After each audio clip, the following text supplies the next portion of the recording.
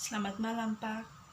Perkenalkan, nama lengkap saya Maria Andriani Saskianisa. NIM 1903030004. Kelas A semester 3. Saya akan menjelaskan tentang penelitian di dunia nyata. Yang pertama, penelitian organisasi di dunia nyata. Penelitian dalam konteks ini merupakan upaya sistematis dan terorganisir untuk menyelidiki masalah yang membutuhkan pemecahan. Oleh karena itu, penelitian organisasi seringkali tentang bagaimana proses memecahkan masalah nyata. Yang kedua, alasan induktif dan deduktif. Yang pertama, proses deduktif. Pendekatan deduktif bergerak menuju pengujian hipotesis. Setelah itu, prinsipnya dikonfirmasi, dibantah, atau dimodifikasi. Yang kedua, proses induktif. Melalui pendekatan induktif, rencana dibuat untuk pengumpulan data. Setelah itu, data dianalisis untuk melihat apakah ada pola yang muncul yang menunjukkan hubungan antar variabel. Perspektif teoritis dan metodologi penelitian. Yang pertama, perspektif epistemologis dan ontologis. Epistemologis yaitu hakikat keberadaan, sementara ontologi mewujudkan pemahaman tentang apa itu. Yang kedua, perspektif teoritis. Prinsip dan perencanaan penelitian. Yang pertama, positivisme. Positivisme berpendapat bahwa realitas terdiri dari apa yang tersedia bagi indera, yaitu apa yang dapat dicium dan disentuh. Penyelidikan harus didasarkan pada observasi ilmiah dan oleh karena itu pada penyelidikan empiris.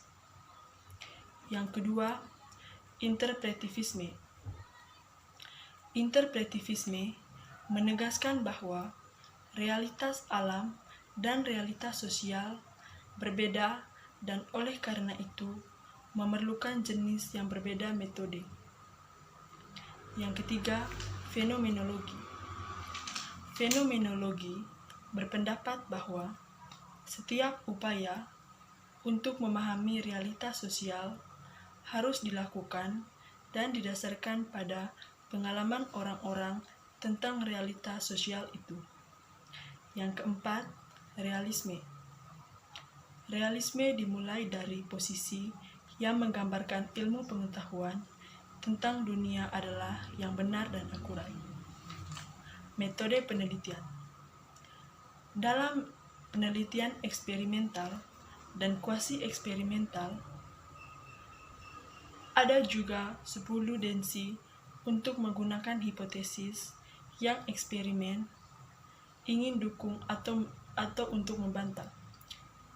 Penelitian eksperimental dan kuasi eksperimental menekankan pada yang pertama, memproduksi teknik eksperimen dengan laboratorium yang sangat tinggi, metode terstruktur.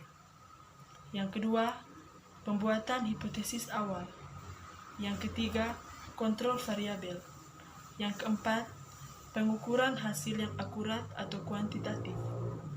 Yang kelima, generalisasi dari sampel ke populasi serupa. Penelitian tindakan. Penelitian tindakan melibatkan kolaborasi erat antara peneliti dan praktisi dan menempatkan penekanan pada mempromosikan perubahan dalam suatu organisasi. Sedangkan penekanannya sedang mencari informasi tentang sikap dan perspektif praktisi di lapangan. Cara pengumpulan data mungkin melibatkan kuantitatif dan kualitatif metode. Penelitian fenomenologis. Yang pertama, menekankan logika induktif. Yang kedua, mencari opini dan laporan subjektif serta interpretasi peserta. Yang ketiga, mengandalkan analisis data kualitatif. Yang keempat, tidak terlalu peduli dengan generalisasi untuk populasi yang besar. Penyelidikan heuristik. Penyelidikan heuristik adalah suatu proses yang dimulai dengan suatu pertanyaan atau masalah yang di dalamnya peneliti mencoba untuk menerangi atau menemukan jawaban untuk pertanyaan itu sendiri, biasanya berfokus pada masalah yang telah menimbulkan masalah pribadi dan jawaban yang dibutuhkan. Memilih pendekatan dan strategi penelitian.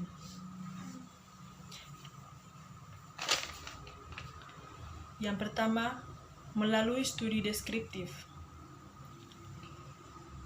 Tujuan dari studi deskriptif adalah untuk faedah gambar suatu fenomena sebagaimana yang terjadi secara alami. Yang kedua, melalui studi penjelasan. Beberapa penelitian juga dapat bersifat korelatif dengan penekanan pada penemuan hubungan kausal antar variabel. Etika penelitian. Etika dalam penelitian menyangkut kesesuaian perilaku peneliti dalam hubungannya dengan subjek penelitian.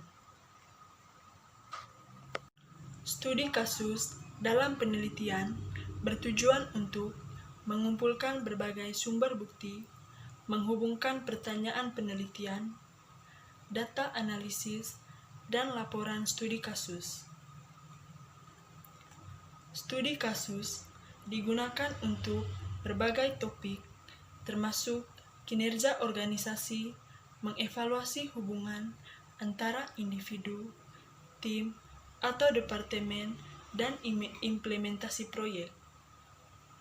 Studi kasus seringkali bersifat deduktif, dimulai dari premis teoritis atau sikap. Data untuk studi kasus biasanya dikumpulkan dari berbagai sumber, termasuk dokumentasi, arsip, wawancara, dan observasi langsung atau partisipan. Data dapat dikumpulkan dari berbagai informan melalui yang pertama, melalui kuesioner. Merancang pertanyaan individu melibatkan proses analisis yang ketat untuk dihindari ambiguitas, pertanyaan pengarah, pertanyaan ganda, dan pertanyaan yang menyesatkan.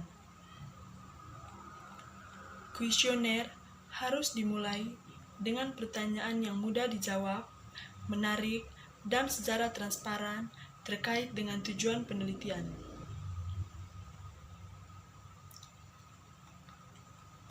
Yang kedua, pengumpulan data melalui wawancara.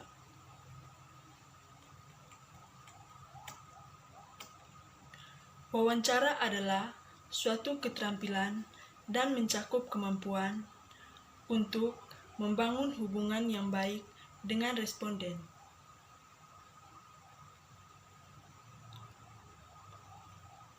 Wawancara dapat dibagi menjadi 5 kategori, mulai dari percakapan informal, informasional, hingga terstruktur sepenuhnya. Pilihan pendekatan akan tergantung pada tujuan penelitian dengan struktur wawancara yang memunculkan lebih banyak kuantitatif dan interkualitatif. Yang ketiga, pengumpulan data melalui pengamatan. Pengamatan lebih dari sekedar melihat, juga melibatkan kombinasi yang kompleks dari semuanya indera dan interpretasi peristiwa yang diamati.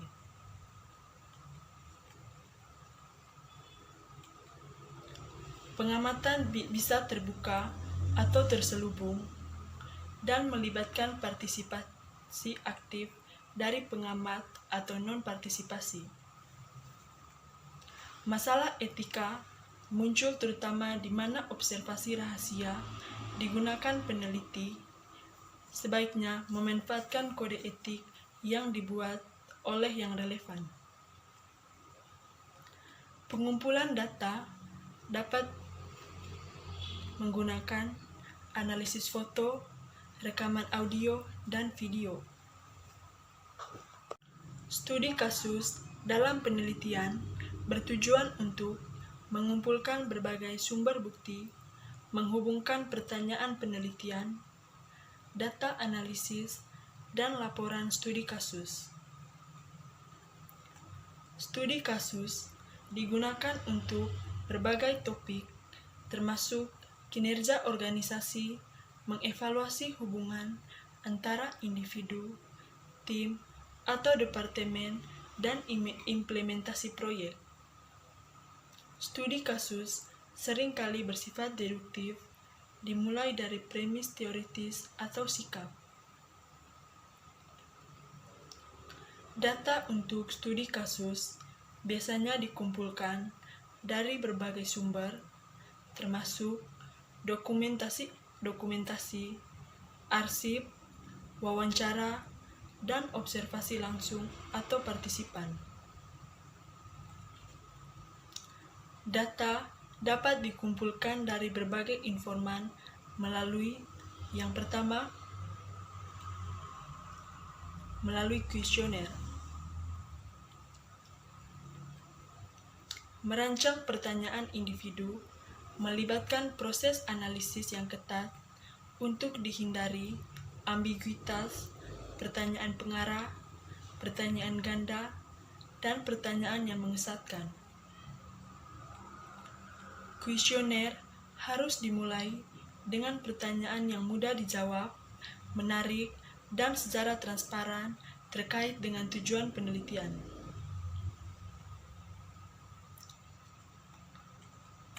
Yang kedua, pengumpulan data melalui wawancara.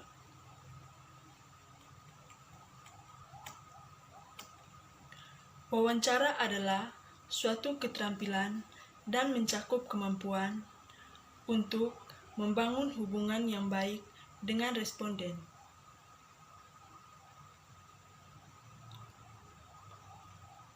Wawancara dapat dibagi menjadi 5 kategori, mulai dari percakapan informal, informasional, hingga terstruktur sepenuhnya. Pilihan pendekatan akan tergantung pada tujuan penelitian dengan struktur wawancara yang memunculkan lebih banyak kuantitatif dan interkualitatif. Yang ketiga, pengumpulan data melalui pengamatan. Pengamatan lebih dari sekedar melihat, juga melibatkan kombinasi yang kompleks dari semuanya indera dan interpretasi peristiwa yang diamati.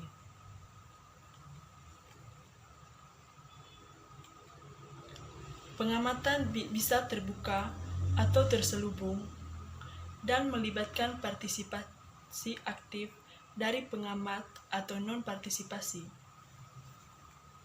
Masalah etika muncul terutama di mana observasi rahasia digunakan peneliti sebaiknya memanfaatkan kode etik yang dibuat oleh yang relevan. Pengumpulan data dapat menggunakan analisis foto, rekaman audio, dan video.